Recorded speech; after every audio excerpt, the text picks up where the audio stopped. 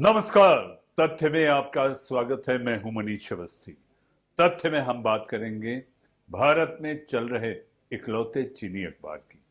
2 मेजें, 2 computer, 2 landline phone, चाय के 2 प्याले और कुछ कुर्सियां। अब सब कुछ खाली वीरान।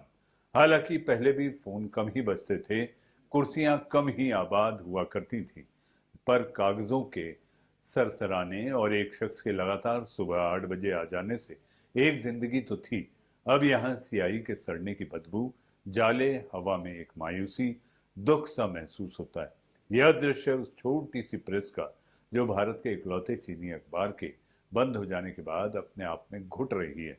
आपको पता है भारत से निकलने वाला चीनी अखबार कौन सा था? इसका नाम था सियोंग पॉ, जिसका मतलब हुआ overseas Chinese commerce of India. Bharat में पिछले 5 दशकों से लगातार छप रहा यह अखबार कोविड-19 की भेंट चढ़ गया। अखबार कोई भी हो, एक लंबे सफर के बाद अगर बंद हो जाता है तो दस्तावेज और इतिहास एक बड़ा पुलिंदा छोड़ जाता है। किसका जुनून था यह न्यूज़पेपर? तथ्य है, दिनों दिन घुट घुट कर चल रहे इस चीनी अखबार को निकालते रहने का जज्बा इसके संपादक कुवत स्याई चांग ने आखिरी सांस तक दिखाया। रोज सुबह नियम 8 बजे दफ्तर आकर खबरें और लेख आदि छांटना, संपादन करना और उनकी छपाई करवाना यह उनका रूटीन था, जो बिना नागा चलता रहा। लॉकडाउन से पहले ही इस अखबार की कॉपियां सिर्फ 200 ही छप पा रही थी और एक न्यूज़पेपर सिर्फ ₹2.5 में मिलता था। महामारी से पहले सोमवार से शनिवार रोज सुबह 4 घंटे के लिए यह दफ्तर खुला करता था। केटी चांग चीनी भाषा के इस अखबार के लिए पूरी तरह प्रतिबद्ध थे, जो 2020 की जुलाई में दुनिया को अलविदा कह गए।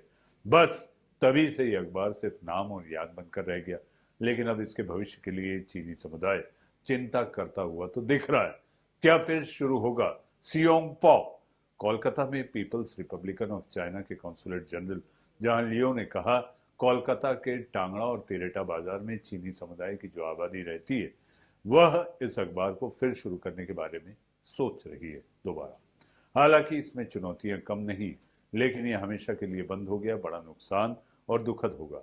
इस अखबार के कुछ यादगार फैक्ट्स आपको रुचेंगे। एक शानदार यात्रा अफसोसजनक ढंग से खत्म हुई। 1990 के दशक में इस अखबार की 900 करीब कॉपियां छपती थी, जो 2017 में सिर्फ 190 तक सिमट गई। पहले यह अखबार दिल्ली व मुंबई तक भेजा जाता था और आखिरी समय में कोई पहुंच नहीं बची। इस अखबार के दफ्तर में 2020 से जो फर्नीचर, बिखरे पड़े कागज और अखबार की कतरनें थी, उन्हें समेटकर तालाबंद कर दिया गया है। यह जवाब भविष्य के पास ही है कि आखिर अब इसका क्या होगा।